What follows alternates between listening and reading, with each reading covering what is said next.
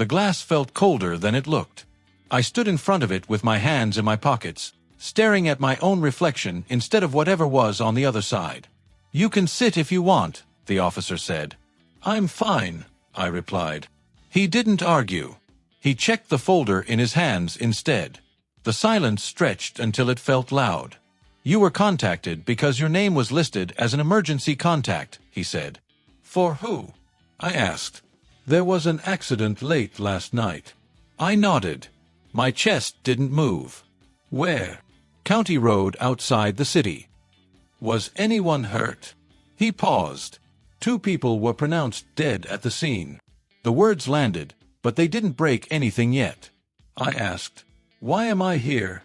"We need help with identification." I looked back at the glass. "I don't know anyone who would be out there." He hesitated. "We believe you do." I shrugged. "Then you're wrong." He flipped a page. "You're married to Emily Carter." "Yes." "And you're close with Daniel Hughes." I smiled without meaning to. "He's my best friend." The officer met my eyes. "When was the last time you spoke to him?" "Yesterday morning," I said. "He asked if I wanted coffee. I said I was busy." "Did he seem upset?" "No." "Different?" "No." "Are you sure?" I frowned. "What is this?" He cleared his throat. "Sir, I need you to stay calm."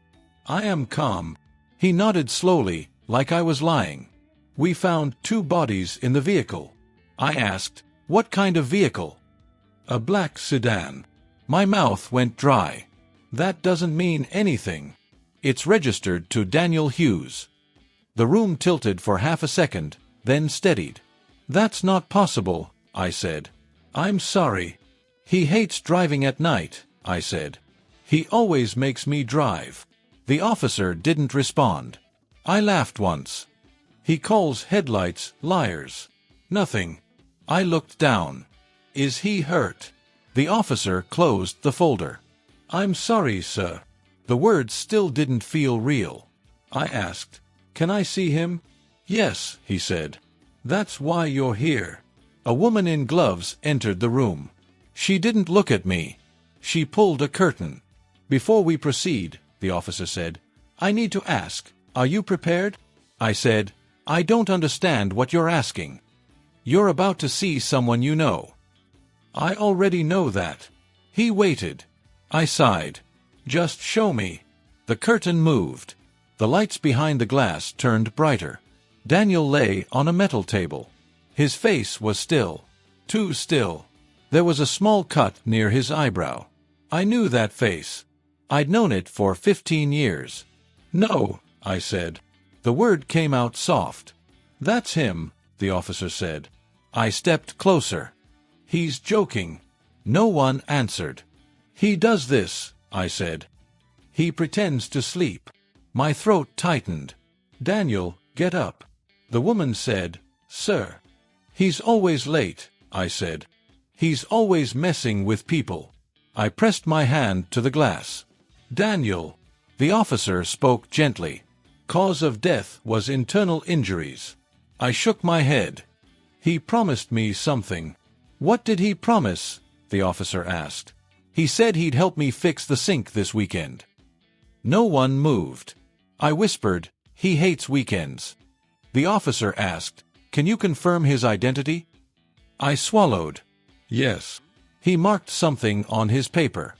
"There was another individual," he said. I turned. "Where?" "In the same vehicle." "Who?"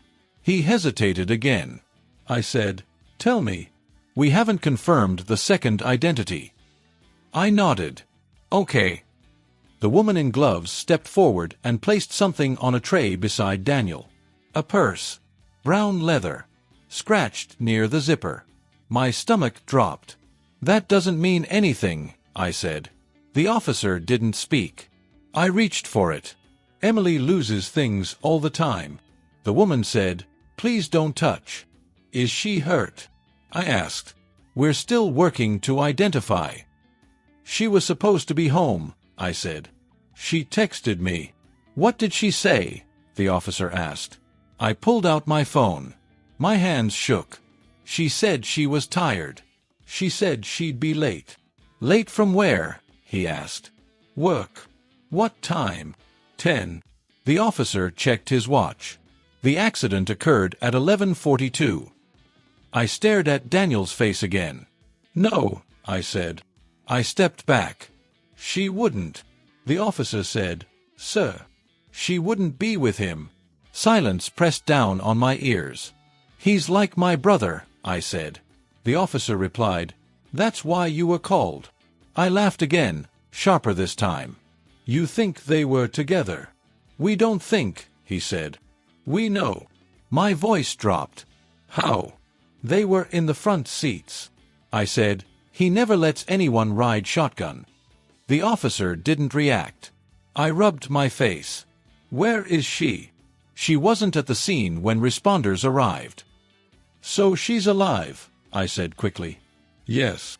I breathed out. Good. But, he added, we need to locate her. I nodded. I'll call. My phone rang before I could unlock it. Emily's name lit the screen. I answered.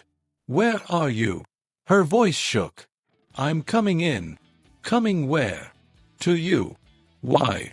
I was told to. Who told you? The line went quiet. Emily, I said. I'm almost there. The call ended. I turned to the officer. She's coming. He nodded. We'll wait. Minutes passed. No one spoke. I stared at Daniel. Memories flashed without warning. You're too serious, Daniel said once.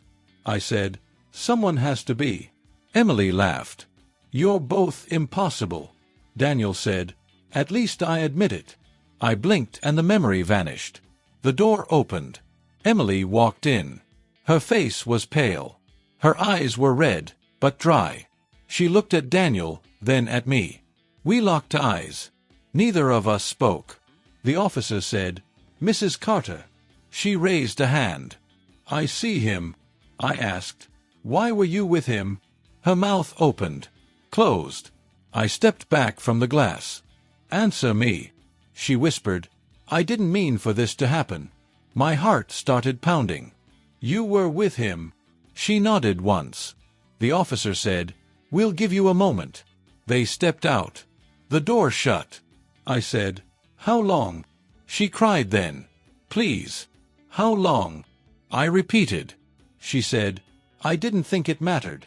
I laughed, but it hurt. You're standing next to his body. She covered her mouth. I said, How long? She whispered, Months. I stared at Daniel. You promised me. She said, I didn't know how to stop. I said, You could have told me. She shook her head. I was afraid. I said, Of what? She looked at me. Of losing you. I laughed again. You already did. She reached for me. I stepped away. We stood there, the three of us, separated by glass and silence. And that was when I realized nothing in my life would ever be the same again. I sat in the hallway outside the viewing room. The bench was hard. The lights hummed. Emily sat across from me with her hands folded. She stared at the floor, not crying, not shaking, just still. I said, You're not saying anything. She said, I don't know what to say. That's new, I replied. She flinched. Please don't. I asked, Where were you last night? She looked up. I told them. I was driving. With him? I asked. Her lips parted, then closed. I didn't think it would matter now. It matters, I said. It matters to me. She whispered, I didn't plan for the accident. I leaned back. Answer the question. She said, Yes. The word hit harder than shouting would have. A detective stepped into the hall. Mr. Carter, may I clarify a few things? I nodded. Go ahead. He said, The vehicle left the restaurant at 11:20. Witnesses saw them arguing. About what? I asked. He glanced at Emily. We don't know.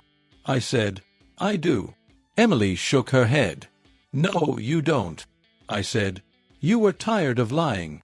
Her eyes filled, finally. I was tired of feeling invisible. The detective said there were no signs of alcohol. I laughed softly. That figures. Emily asked, "Can we talk alone?" The detective hesitated, then stepped away. Emily said, "I never meant to hurt you." I replied, "You didn't mean to stop either." She said, "Daniel understood me." I said, "I trusted him." Silence spread between us. I asked, "How long?" She closed her eyes. "Since spring." I counted months in my head and felt hollow. She said, "Say something." I stood up. "I don't have anything left to say." I walked away before she could touch me. I met Emily's father 2 days after the funeral. We sat in a small office that smelled like paper and dust. He held a pen but didn't write. He said, "Thank you for coming." I said, "I didn't know if I should." "You should," he replied. "You were family." The word landed wrong. He asked, "How is Emily?" I said, "She's breathing." He looked at me. "That bad?" I nodded. He lowered his voice. "She won't tell me what happened." I said, "She doesn't know how." He leaned back. "I know my daughter. She carries guilt loudly." I stayed quiet. He said, "Daniel was your friend." "Yes," I said. "For a long time." "I'm sorry," he said. "I don't believe accidents happen alone." I looked at the table. "Neither do I." He studied my face. "Do you want to tell me?" I thought about it. "Not today." He nodded once. "Fair." Later, Emily waited by my car. She said, "He asked you, didn't he?" I said, "He did." "What did you say?" she asked. I said nothing. She exhaled. "Thank you." I said, "Don't thank me." She said, "I lost my job." I looked at her. "When?" "This morning," she said. "They said I needed time." "Do you?" I asked. She shook her head. "I need you." I said, "You needed me before." She stepped closer. "I'm trying." I replied, "Trying isn't fixing." She whispered, "I hate myself." I said, "I don't hate you." Her eyes widened. "Then why does this feel worse?" "Because indifference lasts longer," I said. She started crying then. "Please don't leave." I opened my door. I already did. That night I walked until my legs hurt.